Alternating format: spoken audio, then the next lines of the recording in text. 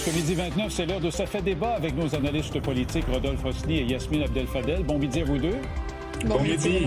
Alors c'est fait, Donald Trump a finalement haussé ses fameux tarifs sur certains produits canadiens. Il a fait passer les tarifs de 25 à 35 raison officielle telle qu'écrite dans le décret.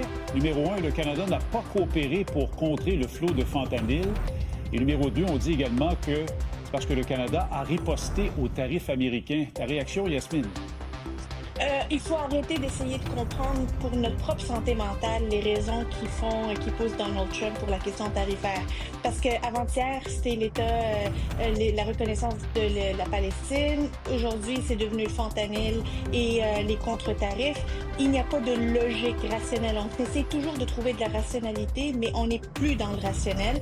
Monsieur Trump fait un jeu psychologique. Il veut qu'on capitule. Il veut qu'on se mette à genoux dans la table de négociation.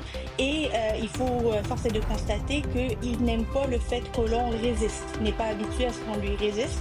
Et je ne peux faire autrement que voir et constater qu'il y a un deux poids, deux mesures avec le Mexique, ne serait-ce que sur la question du fentanyl et sur l'État palestinien. Justement, est-ce qu'on comprend un peu mieux, Rodolphe, ce deux poids, deux mesures, comme le dit Yasmine? Un sursis de 90 jours pour le Mexique, mais pas de sursis pour le Canada?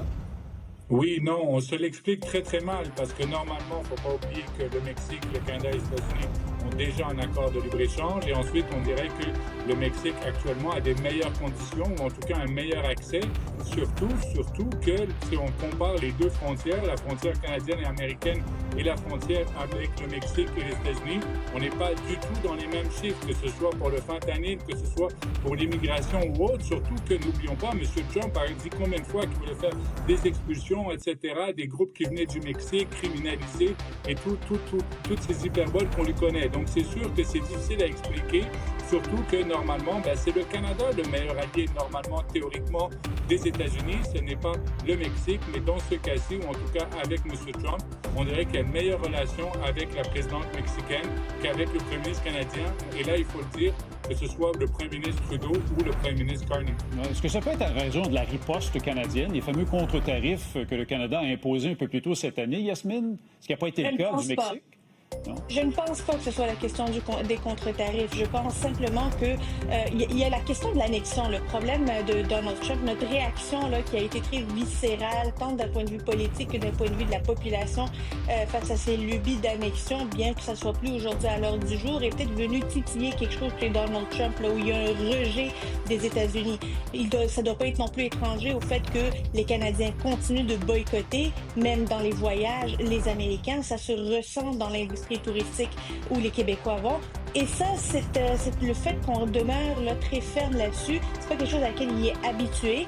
Et on le fait un peu à la manière canadienne. On est ferme, mais avec le sourire. Alors, comment on négocie face à une personne comme ça, Rodolphe?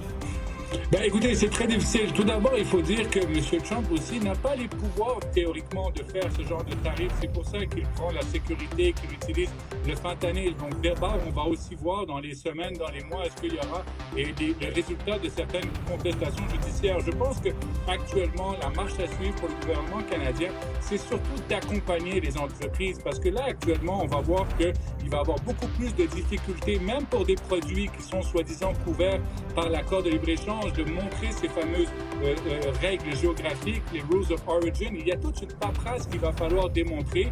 Et moi, je m'attends en tout cas à ce que les autorités douanières américaines soient plus le contraire en disant, c'est à vous de nous prouver que cet article ou cet élément ne rentre sans tarif qu'avec tarif. Donc, je pense qu'il va y avoir un coût énorme, bureaucratique pour les entreprises, surtout pour les PME. Et je pense que ce serait bien pour le gouvernement canadien d'accompagner ces PME parce que ça va être de plus en plus difficile pour exporter aux États-Unis, même si des fois, certains éléments devraient rentrer sans tarif. Allez-y pour le prouver aux agents douaniers. Il y a aussi M. Ford, Yasmine, qui propose une réplique plus ferme, plus musclée du gouvernement canadien. Il propose des contre-tarifs de 50 sur l'acier et l'aluminium des États-Unis. Est-ce que c'est une bonne idée, selon toi? Pas ce stade-ci. Pas à ce stade-ci. L'idée n'est pas de mettre de l'huile sur le feu, mais plutôt, comme le disait Rodolphe, de trouver de nouvelles débouchés pour nos produits. Et ces nouvelles débouchés feront mal à long terme aux États-Unis, parce que si on prend l'habitude de vendre ailleurs qu'aux États-Unis, qu'on a des partenaires commerciaux outre-mer, en Europe par exemple, c'est une moins grande fiabilité pour les industries américaines qui ont besoin de notre acier, qui ont besoin de notre aluminium par ailleurs, mais pour lesquels on fait rien. Et M. Trump, M. Ford, on s'en rappelle, il aime beaucoup les menaces, mais c'était le premier à capituler lorsqu'il a décidé de mettre des tarifs sur l'électricité, on s'en rappelle. Alors, à sa place, je me garderai une petite gêne cette fois-ci. Le Canada, Rodolphe, misait beaucoup sur le mécontentement américain pour qu'il y ait des pressions sur Donald Trump pour qu'il fasse marche arrière. Est-ce qu'on l'entend, ce mécontentement-là, aux États-Unis? Pas encore, mais ça va arriver. Et cette fois que maintenant les tarifs sont confirmés ou en tout cas vont rentrer en application le 7 août, actuellement, là, ça veut dire dans moins d'une semaine, dans une semaine, on va avoir des voitures japonaises ou des voitures coréennes ou qui vont rentrer aux États-Unis avec un tarif moins élevé que des voitures canadiennes qui sont fabriquées au Canada, qui vont aller dans la production. Donc moi, je pense qu'il faut attendre en tout cas les effets, parce que quand un F-150 ou un Dodge Ram va coûter 3, 4, 5 000 $ de plus, j'ai hâte de voir la gronde, mais pour l'instant, ces tarifs n'ont pas encore totalement rentré en vigueur. On a vu quelques jeux, etc., de certaines compagnies automobiles, mais là, en tout cas, c'est pour ça qu'on peut dire que notre allié est peut-être le temps qu'il y a une grogne à l'intérieur des États-Unis, et je pense que les géants de l'automobile n'ont pas dit en tout cas leur dernier mot. La patience est de mise, donc, Yasmine, pour le Canada? Oui, parce qu'on ne le dit pas assez, 90% des biens que l'on exporte aux États-Unis sont protégés par l'accord de libre-échange Canada, Mexique, États-Unis. Et il est important de protéger ces 90% pour le moment. Ça continue de courir, ça continue d'être protégé là-dessus.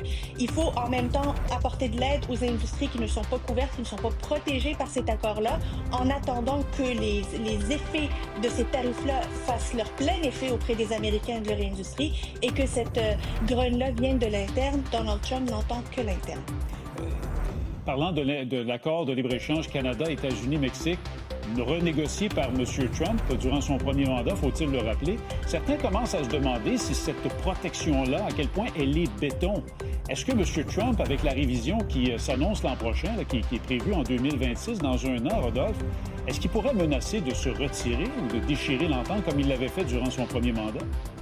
Oui, je pense que c'est une éventualité, et c'est pour ça qu'il faut faire très attention. Si le Canada pense faire des concessions maintenant, le problème, c'est qu'il devra peut-être faire des concessions deux fois, une fois pour avoir moins de tarifs, et lorsqu'il y aura la renégociation avec les États-Unis et le Mexique. Surtout que là, on a l'impression que le Mexique a des meilleurs termes que le Canada. Si le Canada devait renégocier avec les États-Unis cet accord de libre-échange, il faudrait que le Canada et le Mexique soient totalement alignés.